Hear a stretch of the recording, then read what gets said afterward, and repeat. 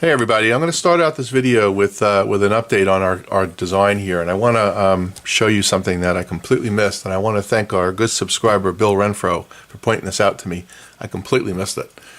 So if you recall, when I showed you what this what it looked like on the chassis, there was a 2.4K resistor that was riveted to the actual chassis itself, and I actually called it a can dome, and that's a 2.4K 8-watt resistor. And if you look very closely here, you'll see that the connection actually jumps over here, right? It doesn't connect, there's no connection point. Comes here, jumps over here, goes up to this connection, which was part of the switch, comes down, jumps, and then goes right to the filaments. Well, when I designed my circuit and showed you, I missed that completely. And this is what I did. So I took this connection point, connected a wire right here, connected it to this, to the switch, and then to the filaments. So basically that switch would have no bearing on anything. That's exactly what Bill said in the YouTube video. So what I did was I redesigned it. I'm going to show you what that looks like, and then this way you can see where we're going and how we're doing here. So there's a shout out to Bill. So what you see here now is my wire comes here, is independent, and comes down and connects directly to the switch. And then this side of the connection comes down and goes through that 2.4K resistor, comes down here to the filaments, and we're good to go. So that's going to be the final design that we use. And thanks a lot, Bill. All right, let's see what we did for progress here. Okay, we're making some progress here. Just going to show you midpoint while I'm working on it. So I have the terminal strip mounted right here, and I have two right here. I have one here and one here. And essentially what I do is I have my line coming in. It's going to this terminal right here. It's going to a depth cap, and I know I need to replace this with a ceramic safety cap. I haven't done that yet. This is a 3-prong cord, by the way. And then I have it going through my diode, right? Coming out of the diode, it should be 130 volts. We'll find that out later. And I have that going on this red wire to this. This is a 50 ohm resistor, okay? Comes around here, goes to the positive side of a 70 microfarad cap.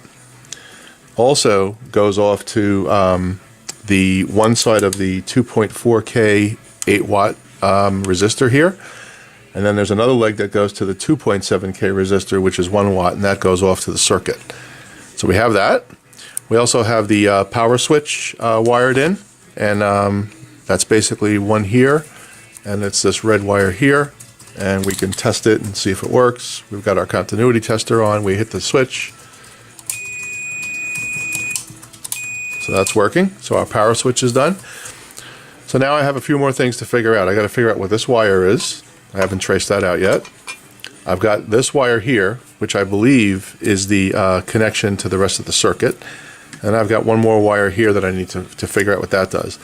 And then the last part is this cap here. I need to understand what that does. I haven't looked at that yet, and I need to figure out what this is. I think this is the wrong part entirely. Looks like someone put this in and it shouldn't have been, but I have to trace that back. And we're getting close to at least be able to do an initial power on test, but we're not quite there yet. That's where we are. I'll come back when I have more. Okay, we're really close here to being able to test this thing out. So everything in the power supply section is complete.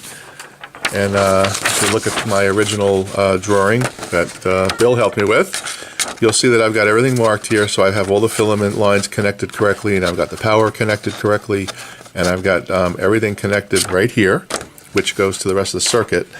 And I'll pick up on this diagram right here. So everything at this point is connected. All right, so this is all in place. I've installed this 40 microfarad cap. It's right here. It's a 47. I've also installed the 60 in here. It's a 70. And the only one I have left to install is right here, which is a 400 microfarad cap.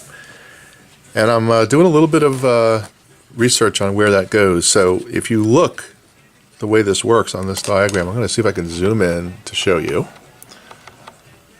Okay, good. I'm going to put this down so it's not jumpy. So you'll see that there's an inductor, L7, okay? And the inductor goes between V4 which is the output tube, the 3V4, and V2, which is the IF amp, the IU4 tube. I keep saying I, it's 1. So it's the 1U4 tube, okay? So the inductor goes between those two tubes. That's this little symbol right here.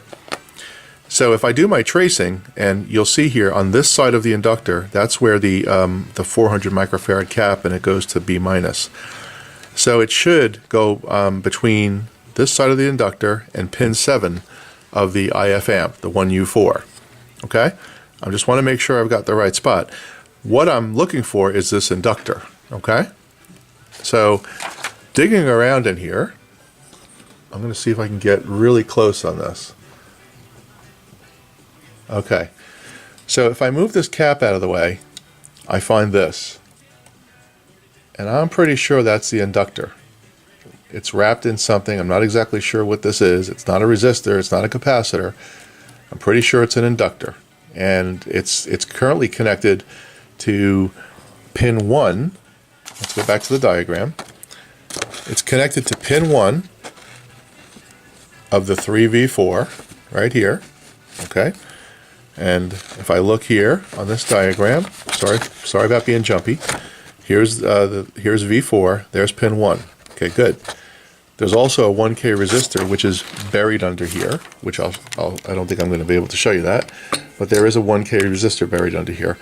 So I'm pretty sure that that's the inductor right there, and I'm almost positive actually. So if I follow the diagram and do this correctly, the connection for this cap should be on this side. All right, so this side goes to pin 1, and the connection should go here, which basically goes before the IU4. So let's look on the diagram. So what I'm saying is the here's the IU, the 1U4. Keep saying I. So it's going to be this connection point right here, which is actually going to pin 4 on this tube, which is unused. Okay. So I think that's my connection point. So essentially, if I put the positive side of the cap there and tie it off to the B negative side, B minus, which is what they're looking for, right there, I should essentially have my cap in place. So I'm gonna scope that out a little bit. I also want to test this this inductor and see if it's right, see if it's actually good. So we're going to do that now, and I'm going to pull the shot back so you can see. Okay, so we're going to put one side on here, and I think I should get about 2K ohms. I mean 20 ohms. Let's see what we get. Let's pull this up. 18.8 ohms across that inductor. Let's take a look at the documentation and see what it's supposed to be. Be right back. So a little bit of a correction here. L7, which I showed you, is really a choke. Okay? It's called a filament choke. Right there. See L7? And it's saying that the primary resistance should be 2.2 ohms, and there's no secondary resistance. So I'm getting across there 18.8, around there somewhere. But it is in circuit. I would probably have to take it out of circuit to test it, but I'm not going to do that. I'm going to trust that it's good, and if it doesn't, then I'll troubleshoot it. So that's where I am. That's a filament choke. Never seen one of those before. That's something new. And that's going to be my connection point for my cap. So that's great. It says here, tapped at, let me see if we can read this here. Tapped at 7 ohms, 15.2 microhenries. Let me check something. I'll be right back. Okay, after doing some research, I now know that you can't measure an inductor or a choke with a meter. You have to basically connect it up to a function generator. So, so this experiment is kind of invalid, except that it proves that the coil is not open. So it's good. So I think the next step here is to gate a wire in that that 400 and whatever it is, 400 microfarad cap, and see if this thing works. Everything else is connected. So let's do that. Be right back. Okay, we're not quite ready to test this thing out yet for two reasons. One is I still have to figure out where this goes, and even see if it's the right component. Doesn't look like it. And then, and obviously, secondly, I have to dig up my my cap there and get that out. So I'm probably going to end this video here because it may be a little bit long. Again, I like to stay at 10 minutes. So wanted you to see the progress we made, and in our next video, we're going to light this thing up and see what happens. So stay tuned. And thanks for watching. And again, thanks to Bill for help with that circuit.